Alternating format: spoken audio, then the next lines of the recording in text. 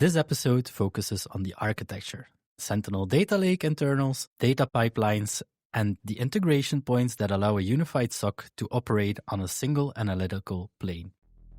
Welcome to the Collective Podcast, the podcast where we delve into the ever-evolving world of corporate security to help businesses stay ahead of the curve, whether you're a small startup or a global enterprise. I'm your host, Jordy Decock, working for the Collective, where we pride ourselves on a hands-on approach, working closely with our clients to cut through the noise and deliver the solutions they actually need. No unnecessary fluff, no overselling. Each episode, I'll be joined by experts, practitioners, and thought leaders diving into today's most pressing security challenges. We're here to provide insights, strategies, and actionable advice to keep your organization safe and secure in a digital-first world. Joining me today are Thijs Lecomte, MVP in SIEM and XDR, owner of the blog 365 by Thijs.be, and head of managed services at the Collective. Nice introduction, thank you. And Robbe van den Daele, MVP in Identity and Access, SIEM and XDR, blog owner of hybridbrothers.com, and security consultant and SOC architect at the Collective. Hi everyone. Welcome both. Together, we'll dive into the architectural shifts required to integrate Sentinel Data Lake into a Microsoft-first unified security stack. Let me start with last month, guys. I noticed all hands on deck within the SOC team. I've heard that there was a lot of fuzz about the new unified SOC security stack Microsoft offers, and that the entire team was busy with integrating this for all of our SOC customers. How did you guys manage this, and what did it cost the customers? All right, I think to answer that question, we need to take a step back because I think we first need to explain what is the Microsoft Unified SOC platform, and to understand that we need to think about what was previously the Microsoft Security Stack. And within the Microsoft Security Stack, we have two main components. We have the Microsoft Sentinel side, and we have the Defender XDR side.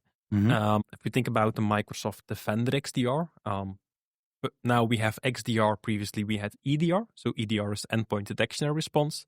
XDR is extended detection and response. So it means we go beyond the endpoint. We look into identities, cloud behavior, audit logs, cloud infrastructure, etc. And so the entire Defender stack is based on different Defender for products, Defender for Office 365, Defender for endpoint, Defender for identity. And those are all combined into the Defender XDR stack, where all the signal and correlation is happening. What is the biggest reason that there was a need for an XDR? I think this is because of a couple of reasons. I think one is we just have a new security landscape. Previously, everything was done on the perimeter, under the firewall, on the endpoints. But now we see that the identity is becoming so important. Cloud identities are everywhere. So it's really important to focus on that part as well. And if we look back maybe 5 to 7 years, we saw that each vendor had their own product, which were extremely good at. You had, for example, customers with Mimecast for email. You maybe had endpoint security using Symantec and a different product for identity protection. But those were all separate products with no correlation in between. So by using a unified product, a best of suite kind of solution, we have the correlation that we need to have an overview of all of the different products, which are covering a lot of new attack vectors, which are ever evolving. Okay, so I assume then that the landscape changed again, why there's a need for the combination of the XDR and... Well, before we go into that stuff, we talked about Defender XDR and the platform that Defender XDR is. But we also have Microsoft Sentinel, which is a SIEM solution, which stands for Security Information and Event Management Platform. And the SIEM solution basically integrates all logs of all third-party vendors as well into one system. So you basically have a database of all your log files, but you can search through it and that kind of stuff. So the Defender XDR platform is very focused on bringing everything of Microsoft security solutions together. But if you really want to integrate third-party solutions as well, you need to have a SIEM system that takes all of the third-party logs as well, so you can save them somewhere.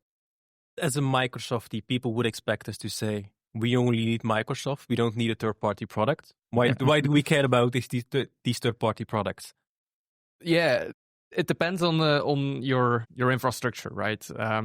Most of the companies still have traditional firewalls, for example. Those firewalls also generate alert rules or alerts at least. And you want to check those alerts as well. So if you have to check your firewalls independently from all the other logs from Defender, for example, you have a decentralized solution. But if you send everything to a SIEM, including the third-party logs of firewalls for which Microsoft is not a firewall vendor, you can follow up on those alerts in a centralized solution as well. We also have some clients who are still in a split situation for EDR solutions. So they use Defender for Endpoint, but then sometimes they use for specific legacy servers, Trend Microvision 1, for example.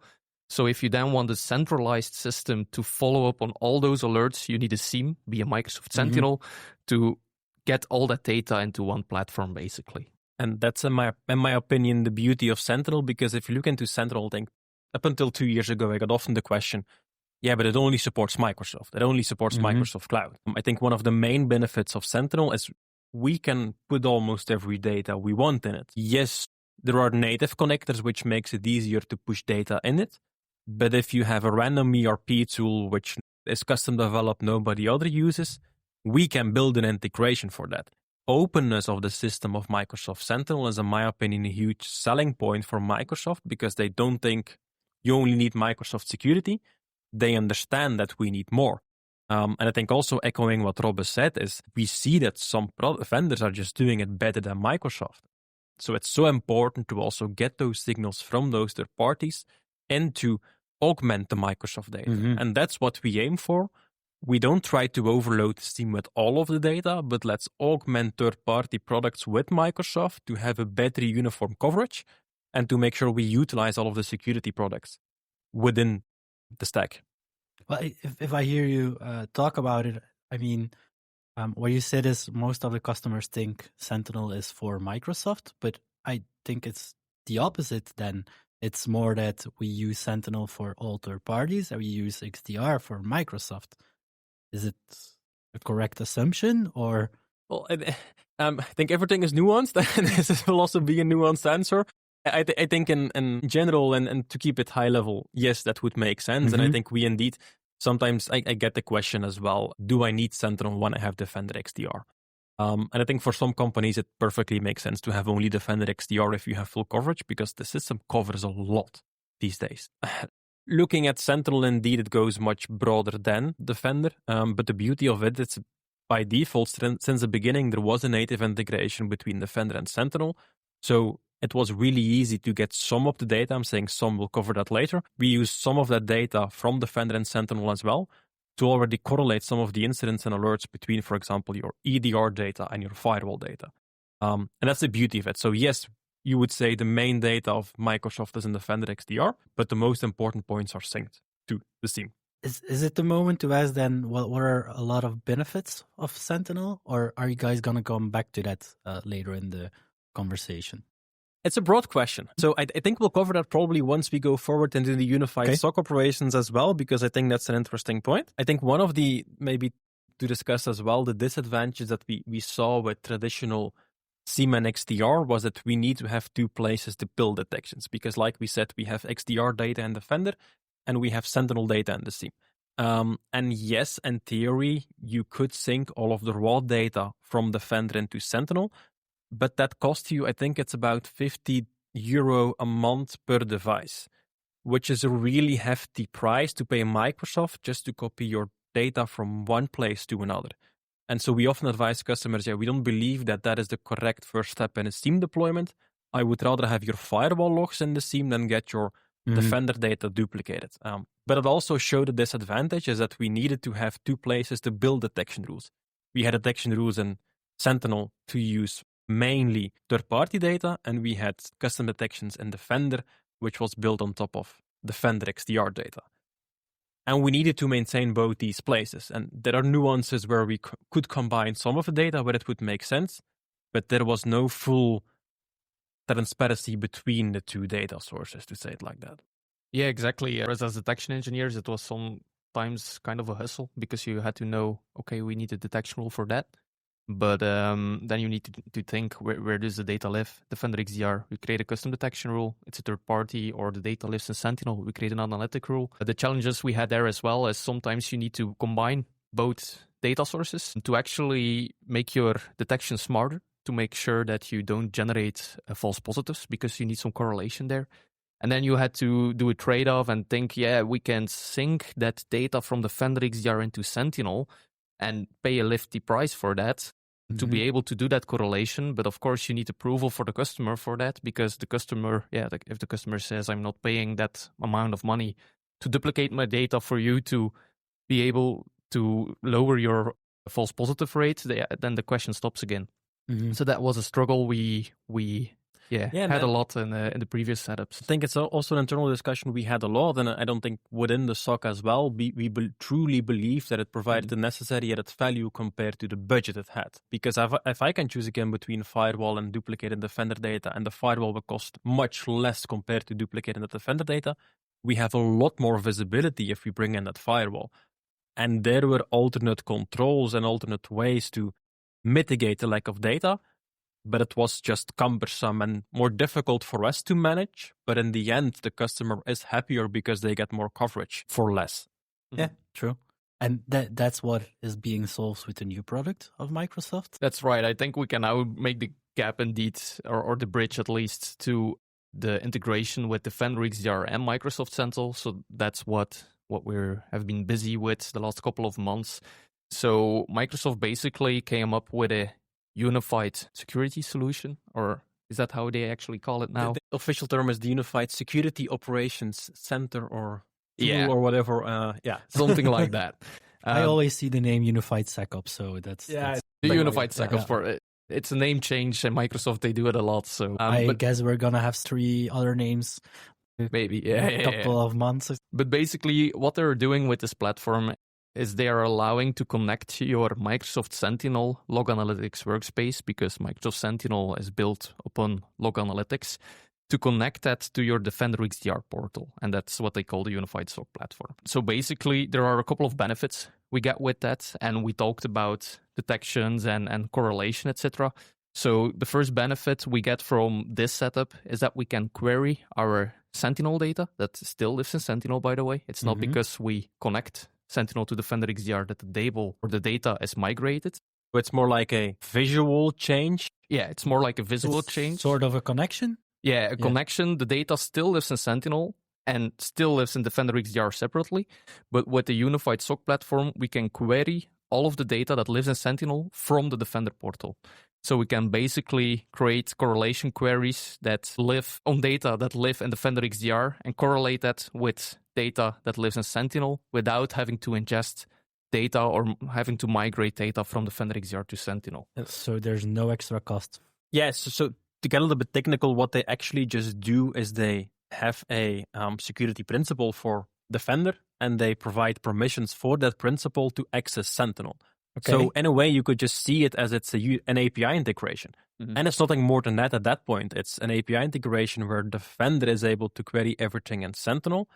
And because of that API integration, all of the data that we see in Sentinel is also available in Defender. It's important to know that the initial stage is just that. Microsoft does a lot of marketing and they do it really well, but we sometimes get the approach from a customer saying, okay, and now everything is solved and Unified SecOps is the way to go and I will have no more issues. Well, I think when we talk about next steps in the future, which we'll discuss at the end, I really believe there will be a lot of added value, but at this time, those are limited. To summarize that part a little bit before we continue, I understand there's a connection between Sentinel and the new platform. Every logs of third parties that we're doing will still be ingested into Sentinel. So that means the Sentinel cost will stay, but there's no extra costs to make the connection with the new platform. Yeah, that's correct. Okay. And then to continue on what you said, but you mentioned there will be a lot of added value in the future, but the platform already exists a little bit. It's funny because when I said it's not a lot of added value, I got some strange looks from Robbe, who's behind me. So maybe we don't always agree on all things, by the way. So, but that makes completely it interesting. Fine. and I think indeed that makes the interesting that makes the discussion so interesting. So I think why for me what we previously did. So we work in Jira. So if a SOC analyst needs to start the work, we start in an ITSM tool which is in Jira. And then we started, the first jump we made was into Sentinel. And in Sentinel, we did analysis. And if we needed more detailed information, we would jump into Defender. I think the biggest change for us right now is that we jump directly from Jira into Defender and we have a single portal. So we don't need to switch anymore. So I think that provides added value. It's a click. Yeah, I think that's one of the biggest added values, at least for our SOC engineers, because like you said, in the past you went to Sentinel, and then if it was a Defender alert, you had to go from Sentinel to Defender, so 2 portals. Now it is 1 portal, and by the way, it is necessary that you move to Defender portal because the Sentinel portal will be deprecated in, I think it's August 2026. Yeah. It's also in the Microsoft documentation, so the Sentinel UI will go away. You have to do everything in Defender. In my opinion, that's a very big benefit for a SOC analyst because now there is 1 portal where you can do everything. I hear time reduction. Well, it is time reduction, right? And it's an added value for us. I'm not against it. It's just that not only for us, for the customer as well. There's going to be, of course, there's less time to respond. There's added value, but Microsoft did a big bang approach saying, this is the unified SOC platform. This is the best thing. As usual. We're the best. And then I'm looking at it and I'm saying, yeah, you build an API integration. We also do API integrations. I could do that as well, but I don't make billions a day. So I think I take Microsoft to a higher standard, which, I see what they're trying to do, but I do expect more. And maybe I'm not mature enough. Well, we have a section about the challenges we had as well, and I think that's what Thijs is going to. Indeed, Microsoft did a lot of marketing around it, like this is the next best thing, and it's just a click on the button and everything will be fine. But we had to migrate back from the unified SOC experience, I think 3 times. I think we had some production impact as well. And a lot of backend change, right? So backend changes. We will go into all that stuff as well. But it was a bumpy ride. Yeah, that was for sure. If we look at, for example, one of the things which Defender and Sentinel does really differently is in Sentinel you have complete control over incidents. So if I say I want to, using KQL, create this incident, and when this incident appears, it needs to merge or combine multiple incidents into a single big one, you can all dictate that, and you have all of the possibilities to dictate that. Compare that to Defender. They say, it's Microsoft Black Magic, we'll do the correlation for you, you have no control over it, good luck. So once you migrate into the Defender portal, one of the advantages is that correlation, but let's be honest, they do it well. They do it very well, in my opinion. The correlation engine of Defender XDR is very neat. So it works really well, and I think that's also maybe one of the advantages I'm not giving there enough credit for. If you needed to do that manually in Sentinel to do such a correlation, it would almost be impossible to do it natively. So the fact that you have it in Defender right now is really cool, but we had a lot of issues. I think the validation rule case, which I think you primarily spearheaded, was a nightmare. I also hear like it's giving up a little bit of control. Yeah, so maybe to dive a little bit on that correlation engine. So something that Defender XDR gives you the possibility to is it merges your incidents. So in the past with Sentinel, we mainly did mergers on alerts, but Defender XDR also merges your incidents. And in the past, we didn't really had to deal with that because we have an external ITSM sync. Once you connect your unified SOC platform, all the incidents go through the Defender XDR correlation engine, meaning you always need to look out for incidents being merged, because if an incident is being merged, the old incident doesn't really exist anymore. They close it. But if you do not incorporate that change into your ITSM tool, you have 2 open incidents in your ITSM, but in Defender XDR, the second one is gone and there is only 1 anymore because they merged it. So you have your sync between your Defender XDR and ITSM is not a sync anymore. And that's something that you need to change as an MSP. For example, if you're doing an external ITSM synchronization, you will need to make sure that you have some logic to check those incidents when they are being merged, etc. How can we get that logic from within Defender for Sentinel? Yeah, so that was indeed a bumpy ride. So normally we do our incident syncs with the Azure API. I guess it's actually the Security Insights API of Sentinel. And just to give credit, I think the Sentinel API works beautiful. Yeah, it's very extensive. It supported everything. So everything you did in the UI, you could directly see what was happening within the API. Yeah. I loved it. I praised it a lot for it. Yeah. But then, for some reason, the fact that incidents are being merged, you cannot see that in the security API anymore. You have to do that via the Microsoft Graph API. So we had to change our whole sync engine between Defender or Sentinel and our ITSM tool from one API to the other. And that's something that's documented in the docs, but like very little. And it's a page of, I think, maybe 10,000 words. So if you really read through all of it, you maybe read it, but it's not very clear that it has that kind of big impact. So we had to change our sync engine basically from the Security Insights API, which is very extensive, very good, to the Graph API. And I guess we both agree on the fact that the Graph API still has a lot of work to do. Not all features are supported there. A lot of bugs as well. We do a lot of bug reports on that. So that was a challenge. And then also what we face is we have something we call, within the SOC, we have notification rules. And what we see often is that we are sitting within the SIEM, we're sitting on a lot of data, which is really interesting for our customers. Mm-hmm. And of course, we focus on everything to do with security incidents. So if we see a security threat, we'll investigate and respond. But sometimes a customer has, for example, a lot of internal IT folks or partners, and they also want to know, okay, I want to know every change which is happening to critical systems. For example, conditional access, I think, is a great example. Of course, we monitor for suspicious changes from an attacker's perspective, but it doesn't mean that every change to conditional access should be a security incident. But we had a lot of demand from customers saying, every time a conditional access policy is changed, I want to know who did it, when, and what was changed. And that's where our notification rules comes in, because we have that data, we can easily send those notifications from the SIEM directly to the customer. And that means that they were directly informed of the changes, and they don't need to do the heavy lifting of syncing incidents and creating KQL. We all do that for them, so they are always informed of what's happening in their environment. And to use that feature, we use something called dynamic alert description within Sentinel. And what does this mean? By default, an alert, you can create a description and you just create a text which is the same for every alert. So, hey, this is a malware incident, this is why it's important, and this is how you investigate it. But with dynamic alert description, we can make the alert description dynamic. So we can say, hey, this is the malware, this is the location where it was found, this is where it was downloaded from, it's from this computer, on this device, on this user account, etc. So we had a lot of details to add, and that was great for notification framework. But how many issues did we run up against that one?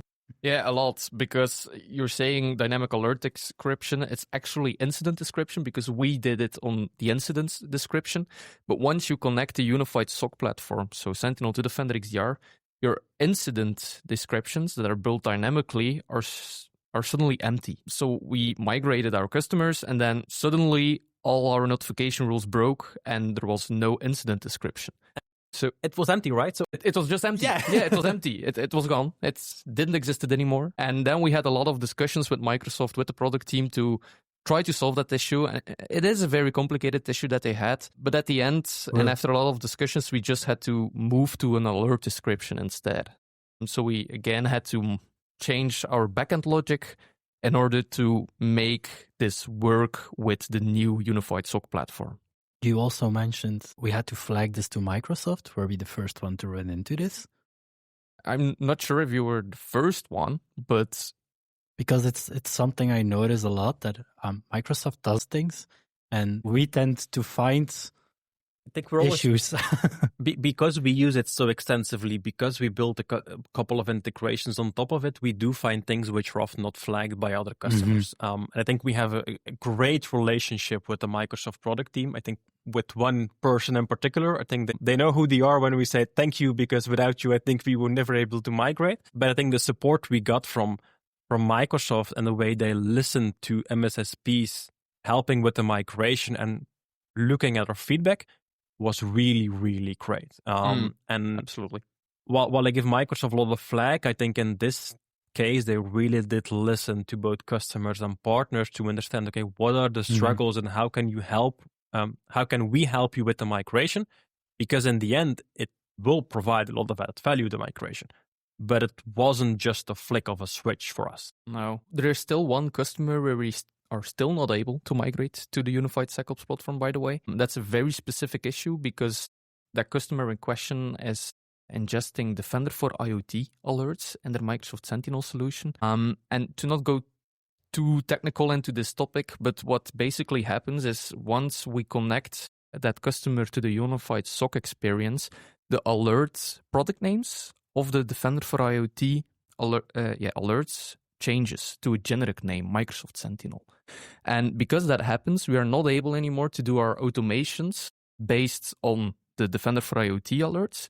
So we are basically unable to automate our process for those alerts, meaning we have to decouple a Microsoft Sentinel to Defender XDR again, and have to wait for a fix until they try to solve that. But the issue is only on Defender for IoT, if I'm correct. Yeah, that's correct. Yeah. It's only if you want to ingest IoT alerts into Sentinel. Yeah, and you can do the Unified SOC platform with Defender for IoT alerts, but it's just when you want to have an automation rule that checks upon the alert product name, like everything that comes from Defender for IoT and has a severity of low, you need to close. That's something you cannot do when you have the Unified SOC platform enabled right now. It's a bug. Microsoft knows it. They're working on it, but that's an example of a customer we're still having troubles with to connect that and Unified SOC platform. Sounds to us like a really simple problem, but I think you, especially Robbe, has been really working tightly with Microsoft on this particular issue. And I think we often underestimate the complexity of some of the changes. So I gave Microsoft flag saying, they are not doing enough, and I'm not happy enough with what I see. I think I also often forget the scale on what they're doing and the complexity on some of the fixes they need to do. So it takes a lot of effort, but you really see the product moving. And I think, like Robbe was saying, why are we moving to the Unified SOC platform? We see the added value, but there's also the deprecation from Microsoft. And we made the internal decision, yes, we could wait until about July next year, 2026, to do the migration. But we are seeing all of those features being added into Defender XDR into the Unified SOC platform. It was really important for us to get to there as quickly as possible so we can use those new features for our customers and bring more added value than we could bring if we stay on the old versions. Yeah, it's important to be frontrunners in that point, and I think that's what we are. Also, with everything we've learned right now, I mean, the Defender for IoT not working is one of the recommendations we might give to companies who are thinking about using the platform. Are there any other recommendations that we learned that you guys could say, hey, if you're listening to this and your company is planning, if you're not a customer of us, your company is looking into the Unified SecOps, are there any recommendations you could give them? Like, make sure to get a lot of that, or to become a customer of the collective, and then we do it all for you. Or that. If it's too. I think for me the correlation is probably the biggest, because it's difficult to estimate the impact of what will the correlation do to your incidents, and are you sure the correlation engine will behave like you would? And it's difficult to test that in a test run. You cannot, so you need almost to test them into production. Yeah. Is that specific on custom detection rules, or? No, it combines custom detection rules and detection from Sentinel into a single thing. And sometimes it's good to have correlations, but otherwise sometimes it's really bad. We have an example when we do not want it, and that's we have a process internally. If we create a new detection rule, we not push it into production directly. I mean, we push it into the protection systems of our customers, but we first want to see how many alerts we get from it. So we call it the validation rule. So what we want is when a validation rule or an alert is being triggered on a validation rule, it shouldn't get correlated to production rules. And that is something that you cannot do yet with the Defender XDR platform. If a validation rule gets merged into a production rule, then suddenly you get incidents based on a validation rule, which you do not really want for your SOC yet because the rule is not optimized yet. And that is also an example of. We even had a case where there were P1 incidents being created, which were waking up our SOC team because of the correlation with validation rules. And the validation rule is something we know. We're pretty sure that it will work, but we want to assess the impact fully before we bring it into production. And those were cases where it was like a validation rule with informational or low, and by some reason Microsoft correlated to a high incident, which escalated to our 24/7 on call. Which the first time you think, okay, but the third or fourth time you think, okay, how can we fix this? Because it's getting really annoying to be woken up by something like this. True. We had to do some really nasty workarounds for that as well, right? Yeah, I really hate it, but it's such a good story. What we found out was if you really don't want an incident to be correlated, you can do an assignment on the alert, because if an alert has an assignment, so that means someone is working on the alert, the incident will not get merged anymore with other incidents. So a really interesting thing we had to do to make sure that those validation rules got not correlated anymore and eventually got escalated on the wrong way is, if you look into the correlation logic that Defender XDR uses, it will never correlate incidents together when a person is assigned to the incident. That means if a person is assigned, the person is working on the incident, so then you don't want the incident to be merged anymore. So an nasty workaround we had to do is we had to assign a user to all our validation rules once they got triggered to make sure that that incident correlation engine doesn't correlate your testing rules with your production rules anymore. Rob is always the guy who likes to do it in a good way and who likes to... He doesn't like Band-Aid solutions. And I know... No duct tape. Yeah, we were discussing this, and I saw him dying inside when he realized this isn't the only way. And in the end, it's really stupid because those are validation rules. We're building them to test new detections. They have no security added value at that time. It was the only way to avoid them being correlated to actual incidents. Because if you mix a test environment with a production environment... Yeah, at that point, it's really difficult to find the correct priorities. And now we got the workaround, and it's working fine, but it's... Yeah, it's not the solution that I want, and I have to give credits to Microsoft as well. Dying. I'm still dying inside about that one. But I have to give credits here to Microsoft as well. They listen to that feedback. They are working on good solutions for that problem. So it's a temporary Band-Aid that we had to do. We know it's temporary. We know there's a fix coming, so we hope that that fix is coming. Yeah, I think one of the issues as an MVP is there is a tight line between private and public preview. And it is really difficult to know what is private and what is public. Yeah, Thijs and I actually had to do some deep dive for 15 minutes to see which feature is a private preview and public. So the reason we're recording this 30 minutes late is because we're trying to avoid, we don't want to break our NDA with Microsoft. Let's make sure we're telling not private content.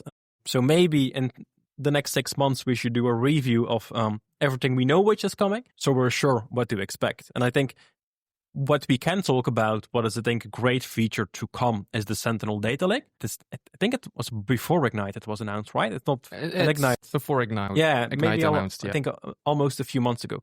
I haven't followed it that much in detail, but I think, Robbe, you have. So can you say, we have now the Unified SOC platform, so we have a correlation between Sentinel and Defender, data, incidents, etc., single view. What does the Sentinel data lake bring on top of that? Yeah. So again, the Sentinel data lake, a requirement before you can use that is to have the Unified SOC platform. So again, if you want to use data lake, you need to have that Unified SOC platform that we just talked about. So the connection between Sentinel and Defender XDR. Once you have that, you can onboard the Sentinel data lake. And there are a lot of explanations online what the Sentinel data lake. I will just tell my own take on it. The Sentinel data lake is basically another set of how Microsoft stores your data. Sorry, Robbe, one of the first questions that pop in my mind, is it part of one lake or is that two different things? One Lake, I'm not familiar with the term, but is that the thingy of Microsoft Fabric? Yeah. Yeah. I think it is Microsoft Fabric. And I will explain why I say I think. So basically, Microsoft Sentinel always worked on log analytics. If we look at the Microsoft documentation talking about Microsoft Sentinel Data Lake, they say the data lake is a new type of storage based on Parquet files. I'm not sure if I'm pronouncing it correctly, but it's called Parquet files or something. But they do not really say which technology they're using. It's a scalable Microsoft Cloud native technology or something like that. So what I did is I basically searched on the internet which Microsoft Cloud solutions use Parquet files. And if you look at those answers, I think Microsoft Fabric will be the most logical one, because indeed Microsoft Fabric uses those Parquet files to more efficiently store your data, basically. And this is huge, right? Because this is a really big change between Microsoft Sentinel, which was built on the Azure platform. It was using an existing resource called Log Analytics. And essentially, with Sentinel, you just enable the feature on top of Log Analytics. That was great because you had all of the features within Log Analytics to use within Sentinel, but you have all of the disadvantages as well from Log Analytics that you also have in Sentinel. And those were not always ideal in the SIEM. And I'm going a little bit off topic now here, so I'll shoot a question to Robbe. But what were some of the disadvantages or the limitations within Sentinel that we saw because of Log Analytics? Can you elaborate on that quickly? Yeah, I think one of the biggest disadvantages of Microsoft Sentinel was when you want to store high amounts of data for a very long time. So with a very long time, I mean plus 2, 3, 4 years. With Log Analytics, you can do 12 years at maximum if you go into an archive table. That's a bit technical. But yeah, so high amounts of data for a long time. Sentinel was always one of the most expensive solutions if we compare to other SIEMs. So what we had to do some workarounds for that is, for example, ingest data in, for example, an ADX. What was the name again? Azure Data Explorer. Yeah. Azure Data Explorer. Even customers with an Elasticsearch on-prem, which was cheaper than a Sentinel deployment. Yeah. Or even storage accounts. We've also done that for long-time storage. Both sucked because you had no single way to query data. Yes, it's possible to get data from ADX into Sentinel using KQL. It is possible, but there was no way to have a simple KQL query to get that data.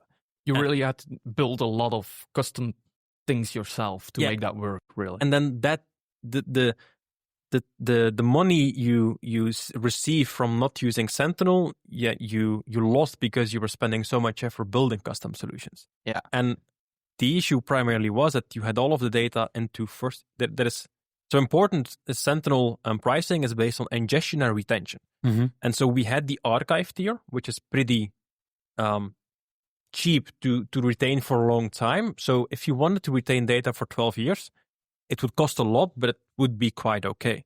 The issue is that list price, you pay €5 a gigabyte a day to ingest.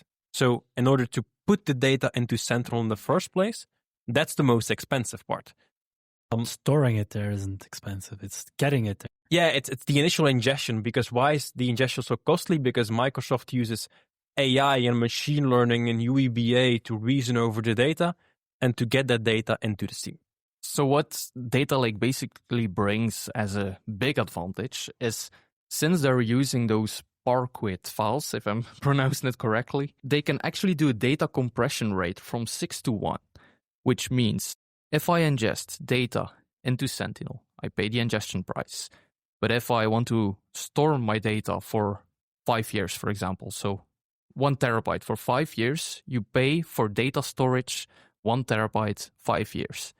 If we ingest it into Data Lake, you again pay for the ingestion price. Is the ingestion price the same as the one we just discussed? So that a little bit nuanced. The ingestion price of Data Lake is a bit different than Sentinel, but it's kind of the same. Okay.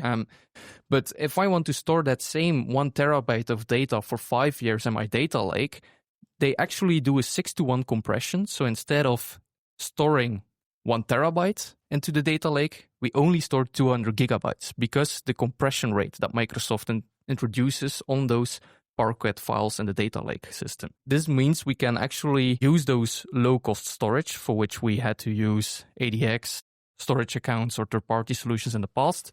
That's now built in to the data lake with the built-in compression rate they are applying to that. If I say I'm using the Unified SecOps right now and I want to move into the data lake, will it be cheaper because of that compression? Yes. Okay, so that is a really important note because Microsoft is launching a new feature and they're making it cheaper. So there is a cost added value of using the data lake. Yeah, absolutely. On top of that, in the past we had to do, with Sentinel we had an archive table, and if you needed data from that archive table, you had to do restore jobs or search jobs. So you basically had to pay for that data to be available again for querying. So you pay to get it inside Sentinel. Yeah. You pay to get it stored, and then you pay to get it back. To get it back from the archive. Only from the archive. Only from the archive again. Yeah. Is it the same cost to store and retrieve? It's really complicated. It's very complicated. But it was the idea, if you, for example, we're digressing a little bit, but if you restore something from archive, like I think almost 3 or 4 times a month, you're much more expensive compared to just keeping it in analytics. Okay. So that's always the trade-off. Yeah. It's checking customer by customer. What was the use case? Yeah. Okay. With Data Lake, you can still do that, those restore and search jobs, but they added another feature called KQL jobs. And the KQL jobs has some benefits compared to search jobs, for example, but with the KQL jobs, you can do those interactive queries directly on the data table. And that's huge, right? Data Lake, sorry. Because imagine if we had an incident, for example, say we have a default configuration where we keep 180 days in analytics, 180 days in archive. If I wanted to run a query to see, okay, give me all the time that Robbe signed in into this server, I first needed to restore all of that 180 days into analytics. Mm-hmm. And after the restore job was completed, I got the results back from my query. What Robbe is saying is that we can build a query, one single query, which will, by default in the background, get all of the data, even if it's in data lake. Mm-hmm. So it is an added value from a SOC perspective that you don't need to have additional steps to get the data out.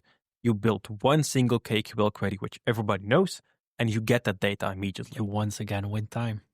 Yeah, exactly. Mm-hmm. It's just easier. The KQL job is very similar to like the search job in Sentinel, but it's like, there are a couple of nuances where it's a bit deep to go into that, but it's just more easy to use it. And of course, you still pay for the KQL jobs as well.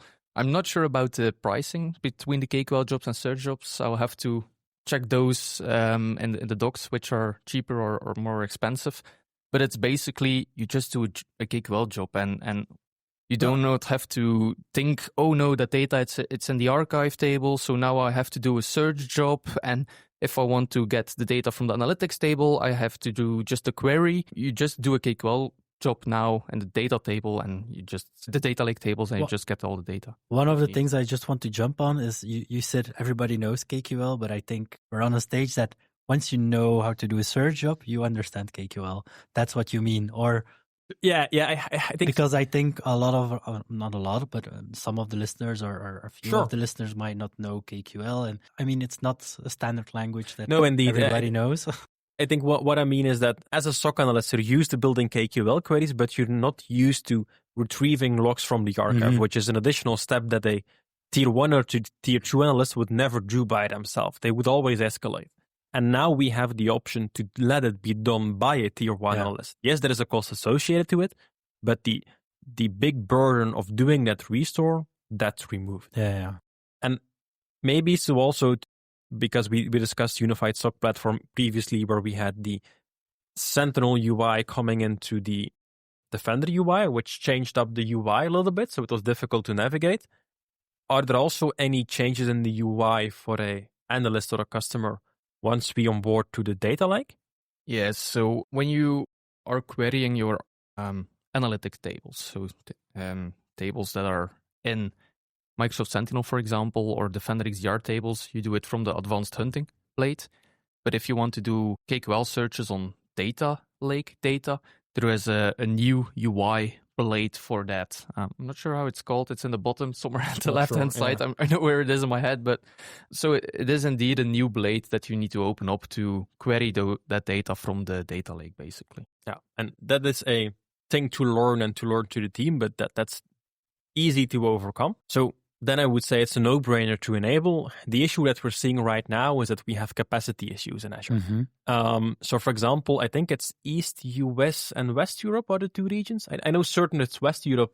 West Europe, I'm certain. Yeah, and East, I think it's East US, which has capacity issues at the time.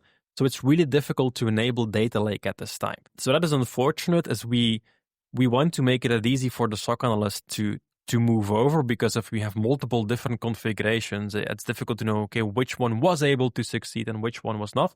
So if we want to activate data lake, we want to do it for all of the customers in a short period of time, but it's not possible at this time because Microsoft has the capacity issues. So it would be possible to onboard one customer today, but maybe tomorrow it would fail.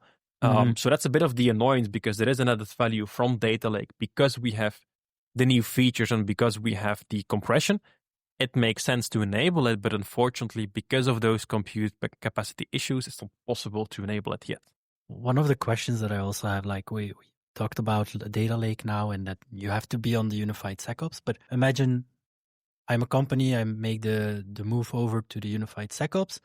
Is it recommended for me to immediately look into data lake, or are you guys like, hey, take your time with the Unified SecOps, do your thing there first, and then look into data lake? Or would you say just combine both and jump head in? From my perspective, the unified SOC is something you can do. We talked about that. Just know the nuances that we talked about. We also wrote a blog about it. But with the data lake, I'm a bit more cautious. The data lake is also still in preview, so it's not generally available yet. And since we talk about data migrations, etc., I'm a bit more cautious about that one. Yeah, and I think also, we have the cost benefit, because I think it depends also for existing customers or new customers. If you would say, I want to build an entirely new, I'm not using Sentinel, I'm not using Defender right now, and I want to ingest my firewall and my Zscaler and my load balancers. If you would start that kind of project, maybe we would say, okay, let's start well inside of a data lake, just to have it all off from the ground up, to start from a good approach. But like Rob is saying, it is still in public preview, and we're so used to jump into public preview and jump on the new thing. But the thing is, a public preview is not supported. So if you have a SOC, which is a critical part of your company, on a not supported method of data ingestion, it can end up pretty badly if there is an outage or an issue from Microsoft. So I would tread careful, like Rob is saying. Yeah, and it's not a specific feature that you're testing in preview, right? So you're talking about data migrations, and like I find it a bit scary sometimes to just enable a preview feature that handles the complete data set of your organization in a completely different way, etc. A lot of if you enable it, I think a lot of happens in the background, right? Yeah, with tables and migrations. Yeah, it takes a time, and some things you see is auxiliary tables, which is a table type of Sentinel, is suddenly not available anymore. And the way that you're used to query it, you have to do it via the data lake then. So there are a couple of things that you really need to look out for. So there is a bit of a learning curve. Yeah, there is a bit of a learning curve. Maybe not specifically for the Unified SecOps or the data lake, but everything together, there might be a big or a little learning curve. Yeah, absolutely. Okay. It also gives a lot of benefits. Yeah, and I think we also, because we work with it almost daily and it's so deep, we often underestimate where we were, I think, a year ago. We spent so long on it. We had so many iterations, bug fixes, changes to the backend. Yeah, we know it pretty well, and we think, it's a small change. But if you look at the whole trajectory we went through and all that effort we spend on that, we shouldn't underestimate the impact for a customer. I think that's also what customers will struggle with. Microsoft is forcing this approach, and they're forcing their way into the unified SOC platform rather quick. Yeah, and indeed. We think a year, that's not too long, but if we think about the journey we took, I think it almost took a year as well. It won't be that far off, because we took our time, we tested, we waited on Microsoft for a few bug fixes. So a year for a critical part of your infrastructure as a SOC, it's not that long. So the year went fast. If you're not working on it right now, I would really recommend that you start in January, because you don't have a lot of time to test it and to take your time to avoid any roadblocks. I was going to tell about some reasons why you already want to do data lake. There are two very neat features, in my opinion, and that is when you onboard into the data lake, you can use Microsoft Sentinel Graph. So what that basically is an attacker always thinks in a graph. So an attacker sees a graph before him and he wants to move laterally from one device, for example, to a user, etc. With the Microsoft Sentinel Graph, you can actually do attack path analysis within Defender XDR on your data. You can also do blast radius analysis, graph-based hunting, and all those kind of stuff. So instead of thinking in tables, which we always did with Microsoft Sentinel, with the graph feature, which you can enable with the data lake, you can actually make graph queries and find, hey, if this entity is compromised, what is the blast radius? And it opens up a whole other way of thinking for a SOC analyst. So which is very powerful. Sorry? Bloodhound in Azure. Something like that. Yeah. We take a step towards them, towards the malicious actors. And that's in their thinking process, at least. Yeah. It's easier to visualize what they are trying to accomplish. Yeah. Okay. Absolutely. That makes sense.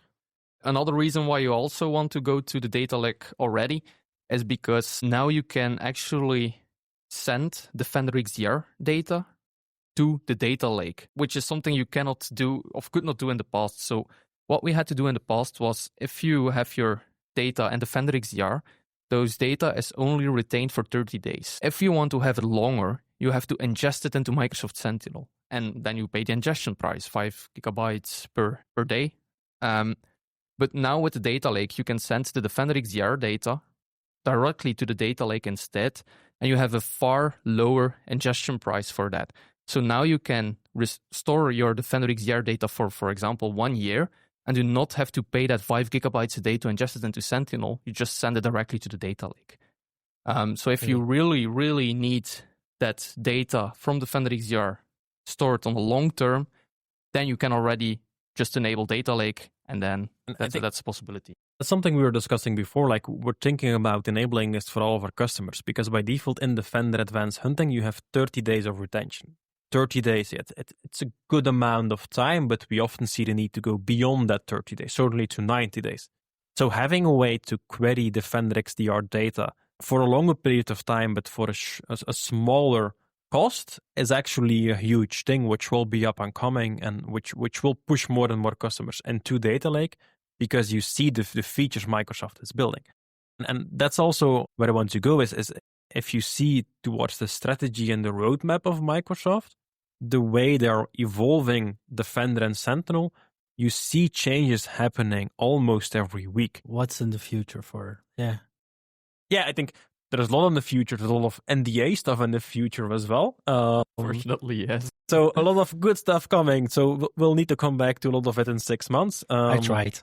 But I think, for example, one of the added values, for example, in Unified SOC is the way you can do a custom detection, which will query both Defender and Sentinel data.